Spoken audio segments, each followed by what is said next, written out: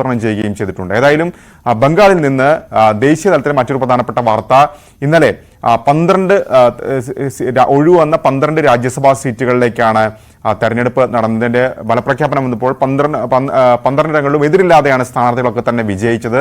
അതിൽ 11 പേരെയും വിജയിപ്പിക്കാൻ NDAക്ക് സാധിച്ചു എന്നുള്ളത് ഏറ്റവും പ്രധാനപ്പെട്ട കാര്യമാണ്. അതായത് 9 BJPയും 2 സഖ്യകക്ഷികളും ഉൾപ്പെടെ 11 പേരെ BJP വിജയിച്ചു. തെലങ്കാനയിൽ മനു അഭിഷേക് സിംഗ്വി ആണ് കോൺഗ്രസിൽ നിന്ന് വിജയിച്ചത്. ഈ 11 അംഗബലം 11 വർദ്ധിച്ചതോടുകൂടി NDA രാജ്യസഭയിൽ 119 എന്നുള്ളതാണ് ഏറ്റവും പ്രധാനപ്പെട്ട കാര്യം. അതായത് രാജ്യസഭയുടെ അംഗബലം 245 പക്ഷേ നിലവിലെ അംഗബലം 237. അതായത് 8 സീറ്റുകളുടെ ഒഴിവുണ്ട്. അപ്പോൾ നിലവിലെ കണക്കനുസരിച്ച് രാജ്യസഭയിൽ NDAക്ക് ഭൂരിപക്ഷത്തിലെത്തി എന്നുള്ളതാണ് ഏറ്റവും പ്രധാനപ്പെട്ട കാര്യം. അതായത് 2014 മോദി സർക്കാർ അധികാരത്തിൽ വന്നതിന് ശേഷം ആദ്യമായി NDA ഭൂരിപക്ഷത്തിലെത്തുന്നു എന്നുള്ളത് ഏറ്റവും പ്രധാനപ്പെട്ട കാര്യമാണ്. BJP 96 സീറ്റ് BJPക്ക് രാജ്യസഭയിലുണ്ട്. ഇതിന്റെ ഏറ്റവും പ്രധാനപ്പെട്ട രാഷ്ട്രീയം എന്ന് പറയുന്നത് പല ബില്ലുകളും പാസ്സാക്കിയെടുക്കാൻ രാജ്യസഭയിൽ പ്രാദേശിക പാർട്ടികളുടെ പിന്തുണ BJPക്ക് ആവശ്യമായിരുന്നു. പ്രത്യേകിച്ച് ബിജു ജനതാദൾ, ഒപ്പം തന്നെ YSR കോൺഗ്രസ്, AIDMK തുടങ്ങിയ കക്ഷികളാണ് പലപ്പോഴായി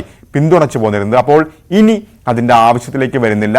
NDAക്ക് ഒറ്റയ്ക്ക് ഭൂരിപക്ഷം വരുന്നു എന്നുള്ളതാണ് ഏറ്റവും പ്രധാനപ്പെട്ട കാര്യം. രഞ്ജിത്ത്, അതായത് മറ്റൊന്ന് ഈ നമ്മുടെ ജോർജ് കുര്യനും മധ്യപ്രദേശിൽ നിന്ന് വിജയിച്ചു. ജോർജ് കുര്യൻ മാത്രമല്ല, കേന്ദ്രമന്ത്രിസഭയിലുള്ള രവണീത് സിംഗ് ബിട്ടു, അദ്ദേഹം ഇത്തവണ മത്സരിച്ചിരുന്നു. പഞ്ചാബിൽ നിന്ന്, ലുധിയാനയിൽ നിന്ന് പരാജയപ്പെട്ടിരുന്നു. പക്ഷേ രാജസ്ഥാനിൽ നിന്ന് ബിട്ടുവും ഇപ്പോൾ രാജ്യസഭയിൽ എത്തിയിരിക്കുകയാണ്. അതൊക്കെയാണ് പ്രധാനപ്പെട്ട വിവരങ്ങൾ നാഷണൽ ലെവലിൽ, അല്ലേ? മറ്റു വാർത്തകൾക്കായി വരാം.